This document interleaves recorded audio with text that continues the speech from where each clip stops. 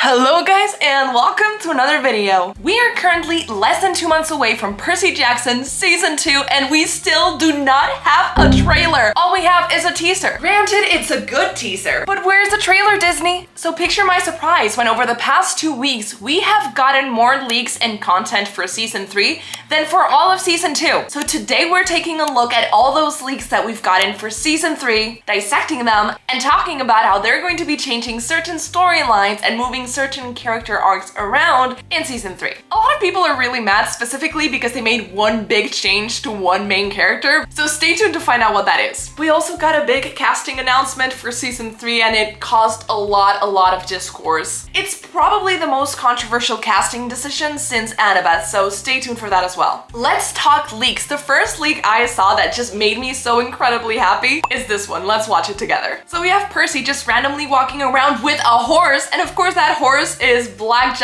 I love it so much. I cannot wait to see their dynamic together. People are like, please let it be Jack Black voicing him. I do not know if Disney Plus can afford it, but that would be so funny. Chicken jockey! Obviously their dynamic is quite specific. Blackjack keeps calling Percy boss, but also he's so loyal. He is the best. He's always there when you need him. And he calls Dionysus the wine dude. So he's just a 10 out of 10.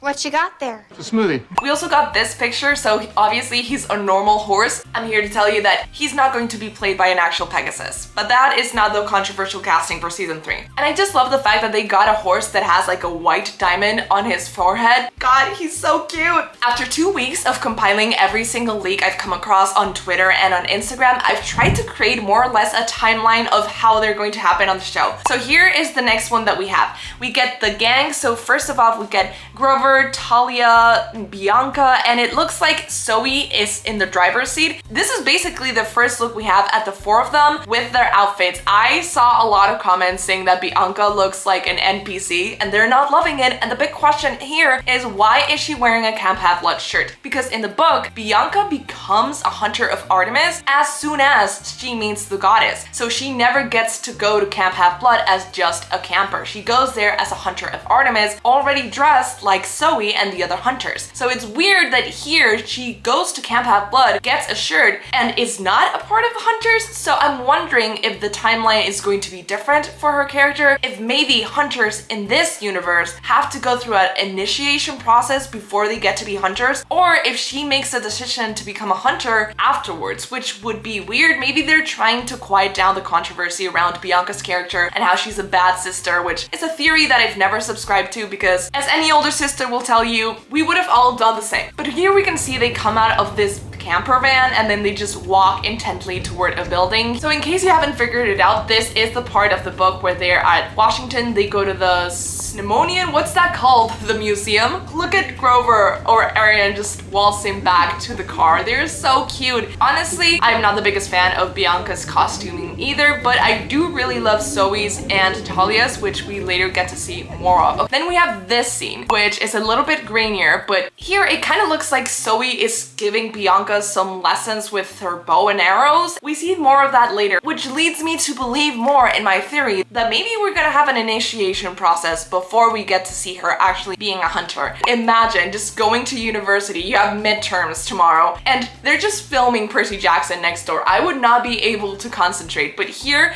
I think this is before filming. They're practicing the scene because obviously that's not the code we're gonna see Walker in as Percy. So we get to see him walking around, and this is probably the most watched leaked video of all time because that right there is Nico hiding behind their camper van. So that is the van that the gang, so Grover, Talia, Bianca, and Zoe arrive in. That is the official quest gang. And then Nico sneaks into the quest, apparently not in the books, but here, there he is. He's sneaking there to follow Bianca. Ironically, Percy, who's also sneaking into this quest, finds him and he's like, no, I'm the only one who can be sneaking around here. You're a child, go back to camp. So now he's responsible for looking after Nico because no one else knows that Nico is there and no one else is supposed to know that Percy is there. So he's like, damn, well now I have to take care of it. So here we have Nico hiding. He spots Percy and he sprints away, and there we see Percy sprinting after him. Here we have our last set, which I'm not sure, but it says they have a moon. So I'm not sure if this is going to be a continuation of the same scene or something different. Here is another angle of the same scene, and it's so funny. Look, Nico wearing his Camp Have Blood shirt, noticing Percy just sprints. Look at him, he's so cute sprinting. And then we have Walker full on sprinting, and look at him. What does that remind you of? Because as soon as I saw it, I thought of this iconic video. I gotta go home. Coach. In case any of you do not share my vision, I felt compelled to edit it so you understand what I'm saying. It's the same picture. It is literally the same picture. So as far as the timeline goes, we know that the gang gets to Washington. We then have Nico and Percy who see each other and they're like the Spider-Man meme, like, I shouldn't be here, but you shouldn't be here either. I'm guessing we're gonna cut between both Percy and Nico and then the gang. And here we have the gang. We have Grover, we have Bianca, Zoe, and Talia. And we get to see a little bit more of their dynamic with Zoe and Talia not really getting along. I kind of dig Talia's outfit. I love the pants, the ponytail, and the little glasses. And here we have them getting up in each other's faces and definitely not vibing. I wonder if Grover's gonna break out his getting along song. Oh golly, the road's getting bumpy cause I got me some friends who just can't get along. We then have more scenes. It looks like here Bianca is training with Zoe once again. And it's interesting how we always see Bianca with a bow and the arrows on her back, but we rarely see Zoe with them. So I'm guessing she has a magical bow that just appears and she doesn't need arrows. She just draws back and then like a beautiful arrow made of moonlight appears. So that's what we get here. A little bit more of training. I love the outfit from the back, the hunter's outfit. I am not a fan, as I said, of Bianca's. And here we have yet again Talia, Grace, and the gang. Here is before the confrontation actually takes place, and we get to see a little bit more of Percy chasing Nico. So here the gang still doesn't know that Percy and Nico are here, or at least they don't know that Nico is here. And Percy's just like losing his mind looking after this kid. Nico! Stop! Nico! And it's also the first time in the show where we hear Percy say Nico's name, so it's quite an iconic moment. I don't know what happens between those two scenes, but we finally have Percy joining the gang. So here we have the four of them plus Percy holding their respective weapons. They all hold up their weapons against their supposed attacker, and then they all freeze. Where's the campman? Nico? Did you see Nico? Percy, what about Nico? Bianca? And Percy's like, Nico, and then Bianca's like, what do you mean, Percy? What do you mean Nico is here? What do you mean? What do you mean by shaking it? What are you doing? What do you mean? What do you mean? What do you mean?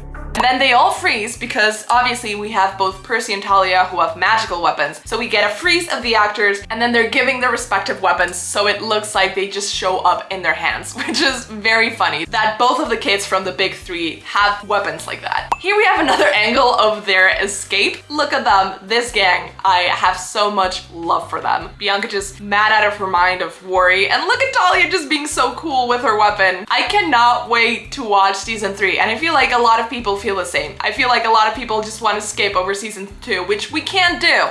And here we finally made it to the most controversial leaked scene of all of season 3. It's just so funny to me that we already have season 3 controversy before we even get a trailer of season 2. It's literally insane that we're living in this timeline. You probably can't tell because she's like 2 pixels tall, but next to the camper van is Clarice LaRue. Clarice LaRue, who is notoriously missing from book 3 because she is doing something else. She has a side quest that she must complete. But no, here she is part of the quest. So it's insane. They just injected every single side character that they could into this quest. So they're like, Percy's the only one who should be sneaking in, but let's have Nico and let's have Clarice. So here we have Clarice.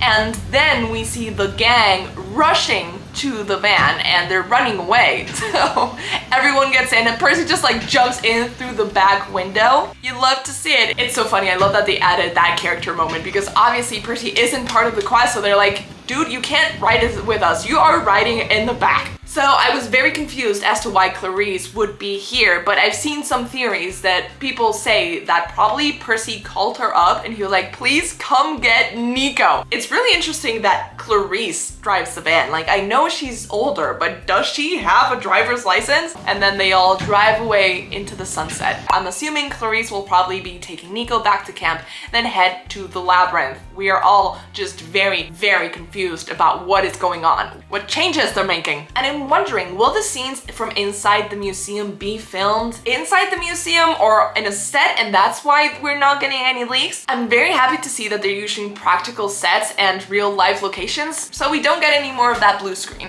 But in terms of what else we've gotten about season 3, we actually know quite a lot. We got this picture back in the day from one of the people working behind the scenes, and it says, push in on camera, drenched Percy, pack focus on Talia. So obviously this is talking about the scene where Percy and Talia, after they play capture the flag with the hunters, they start fighting, and oh my god, it's one of my favorite scenes in all of the books. It's when Talia calls Percy a seaweed brain and he calls her a pinecone face. She literally shocks him with lightning and he's about to hit her with a tidal wave, and then they stop. But it's so good because then we get the prophecy. So that looks like it's probably already been shot. And then we got this comment from Rick. I retired from teaching 20 years ago. Thought I was done with chaperoning school dances. This week we'll be on the set filming a dance scene in the actual school gymnasium, so I guess I'm back on duty. Tennis skirt speeders, you know what I'm talking about. And of course this led to a lot of speculation because oh my god, they are filming the dance scene, one of the core Percabeth moments. And obviously that scene is not only special because of Percabeth, but we also meet Nico and Bianca for the first time. And then on top of that, we got this picture. So obviously Grover and Nico are in uniform. I love to see it. And Percy, it looks like he might be in uniform as well, but take a look at his pants. They are a completely different color. And take into account this picture that we got of him and Rick Riordan, and he is wearing a suit to the dance.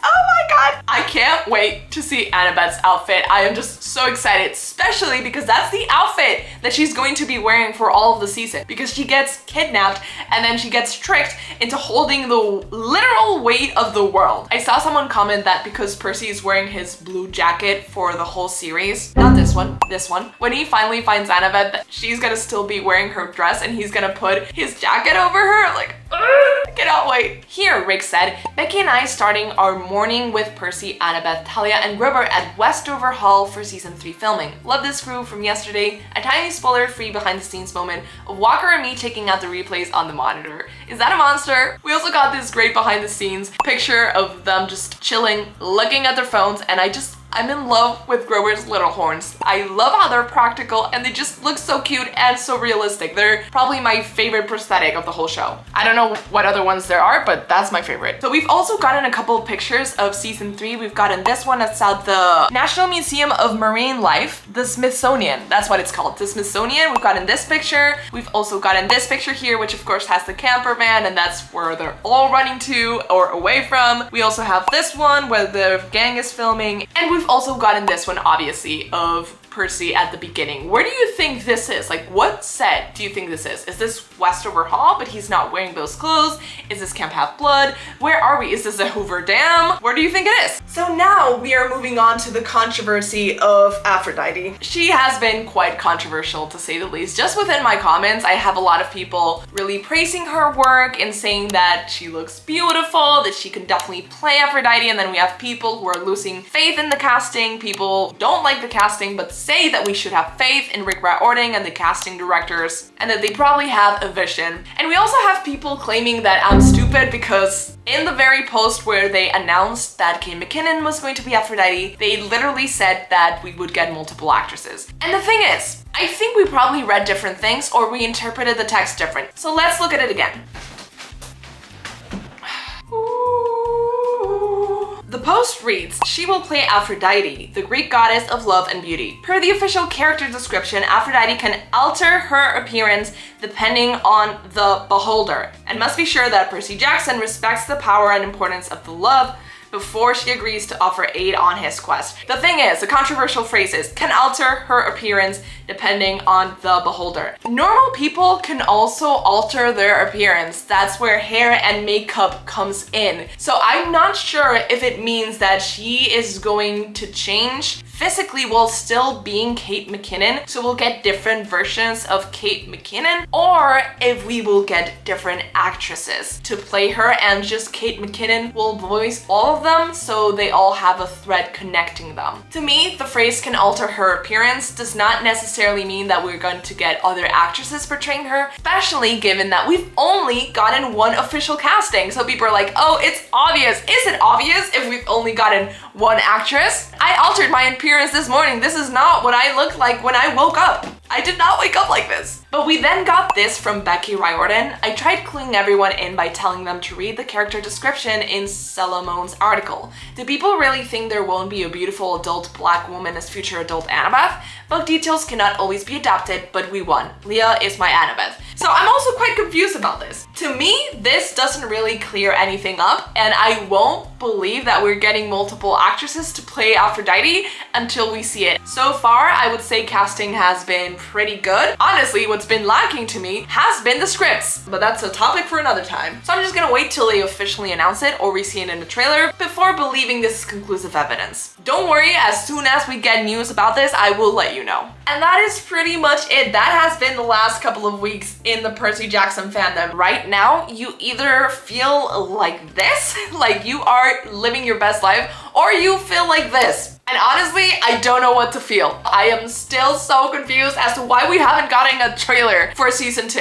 I have been going to the cinema a lot, so they've had plenty of chances. And I would just like to leave you off with this meme that I found on Tumblr, which is just so funny. Every friend group has the active risk. 10 out of 10 needs to retake the Am I Gay quiz, the needs to sign up for therapy in advance, the cannibalized first in the plane crash scenario, the Xanax prescription ASAP, the missing person. Oh, Annabeth looks really cute there. If we even get to see Rachel in season 3. And babes, it's looking like we're not going to. I feel like I read somewhere that Becky said that we're not getting her until season 4 because season 3 is overcrowded. Who made it that way? You are literally inserting Clarice into the story, but you're like, no, we don't have time for Rachel. Like, who's making these decisions and why isn't it me? That is every single leak I could find so far, and I'm quite happy with my detective work. And I have to say thank you for everyone on Instagram, on Twitter, and on TikTok that have been posting this. You are lifesavers. As someone who literally lives oceans away from this, I am living vicariously through you, so thank you. You are doing God's work. So please leave a like if you like this video. Comment down below what leak got you the most excited. And let's do a little experiment. Why don't we drop a trident if you're most excited about watching season 2, or drop a moon emoji down in the comments below if you're most excited about season 3. Let's see who wins. Subscribe if you haven't already and click that bell button so you get notifications every time I post a new video. I always post videos about Percy Jackson news as soon as they drop, so you want to be subscribed to me. I also post normal videos every single week. So I guess I'll see you guys next time. Bye!